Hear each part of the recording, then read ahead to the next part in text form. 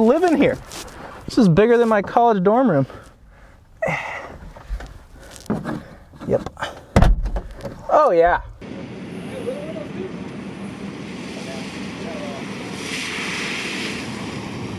106.3 inches. Now you might wonder, what does that number mean? Well, that is the length of the wheelbase on this 2020 Toyota Corolla sedan. And according to Toyota, that's pretty much the only dimension that this car shares with the previous generation. What that means is that this is an all-new Corolla, and the Corolla sells a lot of units, so this is kind of a big deal.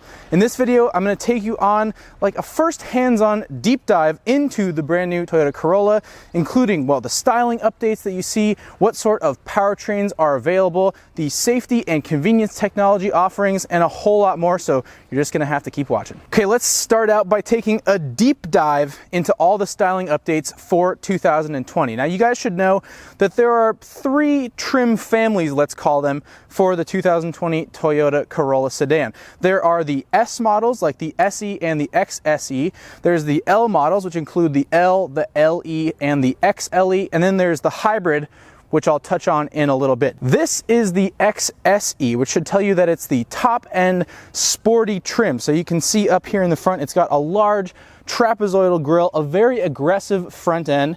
Every 2020 Toyota Corolla sedan will get these LED headlights with LED daytime running lights as standard. Toyota calls it the Triple J headlight design, which you can tell for obvious reasons because it has 3 J's in the headlight.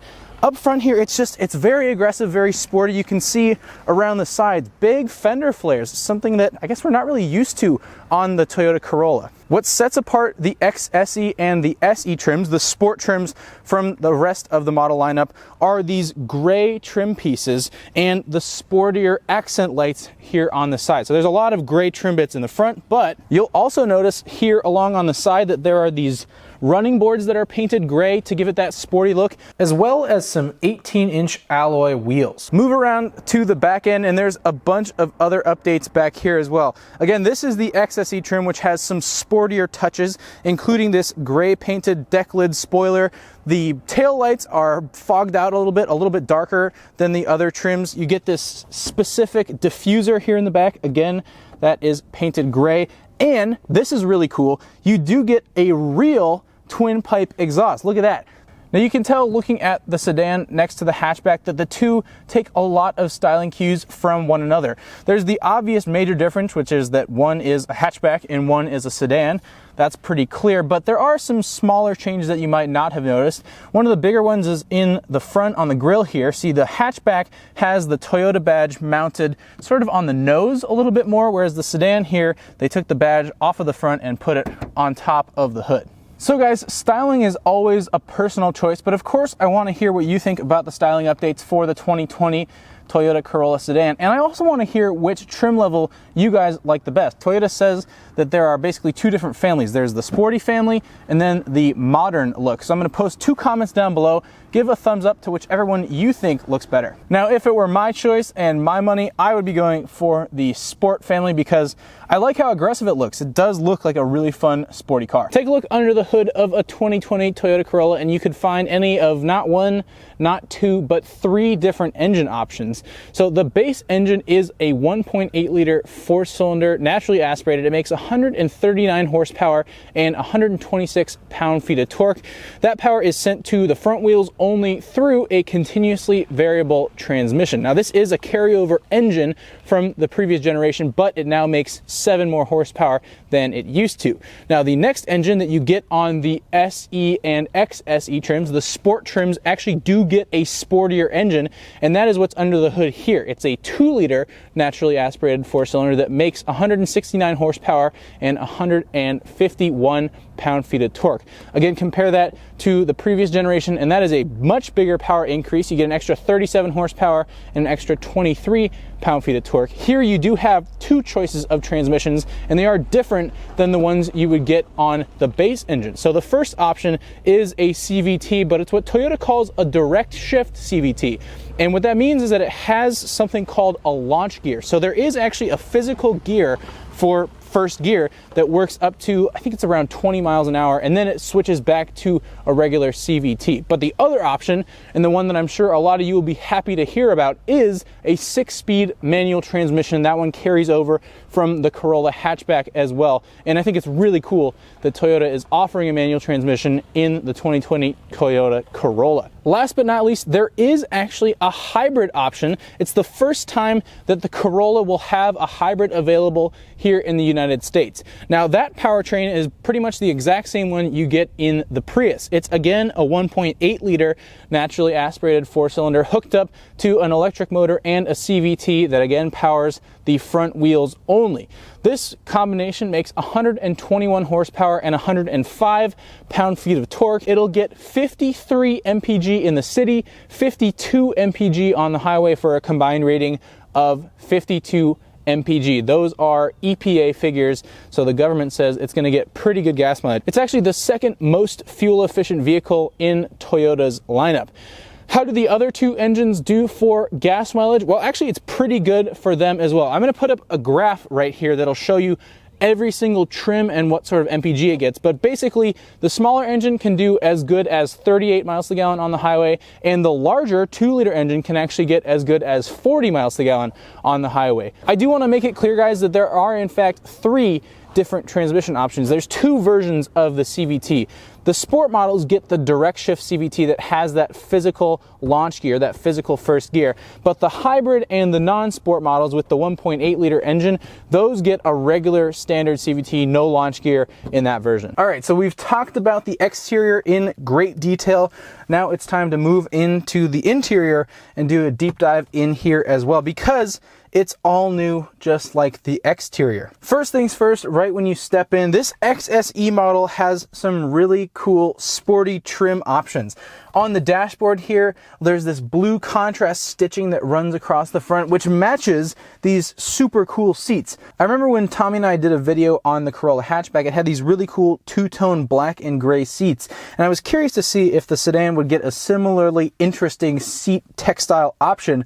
I'm happy to report it does indeed.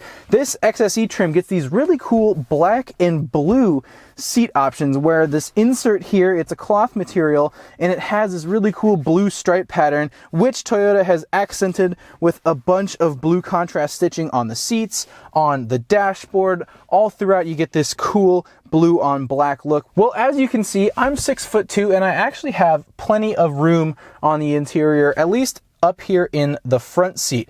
Looking ahead of me, there's not one but 2 rather large LCD displays. There's a 7-inch multi-information display in the gauge cluster that can show you either there's the analog screen or the more digital version, plus you have a bunch of different like trip information, stuff like that tucked away in that screen. And then right in front of me over here is an 8-inch touchscreen Entune 3.0 infotainment system that does feature Apple CarPlay connectivity and Amazon Alexa connectivity.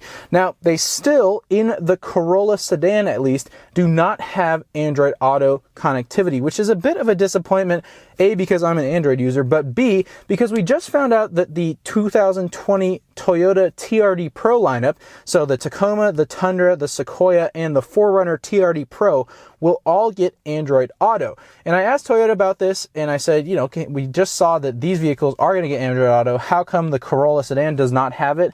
And the answer they gave me was that they're working on it. There are still some cool features on the interior that Toyota carried over from the hatchback that I really like. One is this little cubby in front of the gear lever that it's perfect size for your phone. It's right next to the heated seat controls. And yes, this XSE does come standard with heated front seats. One other thing I am happy to report about here from the driver's seat is the fact that it is power adjustable. You have forwards, backwards, you have up, you have down, you have your backrest, all sorts of good stuff, and there's even a lumbar support.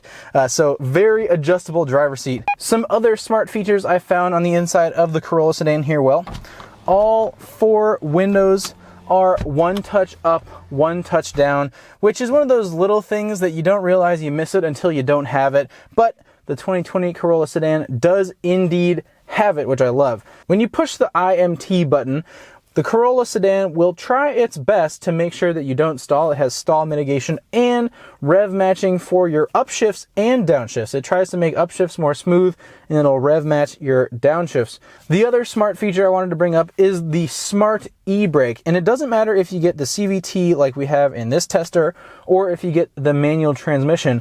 Both of them will automatically disengage the parking brake when you put them into gear and head off on your way. If there's anyone who is fit for the job of testing back seat space, well, it's gotta be me, because I am 6'2", and I have this front seat adjusted to where I'd be sitting, and as you can see, it's a little tight back here. I do have like a millimeter of leg room, headroom. I'm doing the old neck crane. I mean, if I go straight up, I am in the roof. But that said, for like some smaller kids, this would be no problem. Or honestly, for anyone who's not 6'2", it would be a non-issue.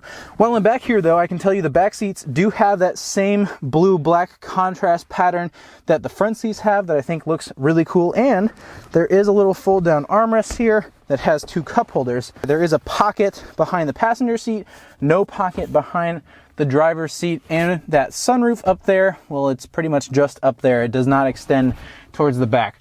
There's a little cutout for my head that I've noticed, but yeah, no, I am at a loss for headroom in the back seat of the Corolla sedan. On the Corolla hatchback, you get 18 cubic feet of storage space, and I'm happy to report that on the Corolla sedan, you still get 13.1 cubic feet of storage space, which is very, very spacious for a compact sedan like this. And to show you how spacious it is, well, I'm gonna get in the trunk.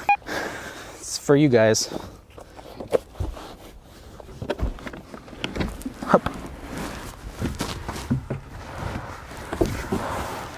Oh, I could live in here. This is bigger than my college dorm room. Yep.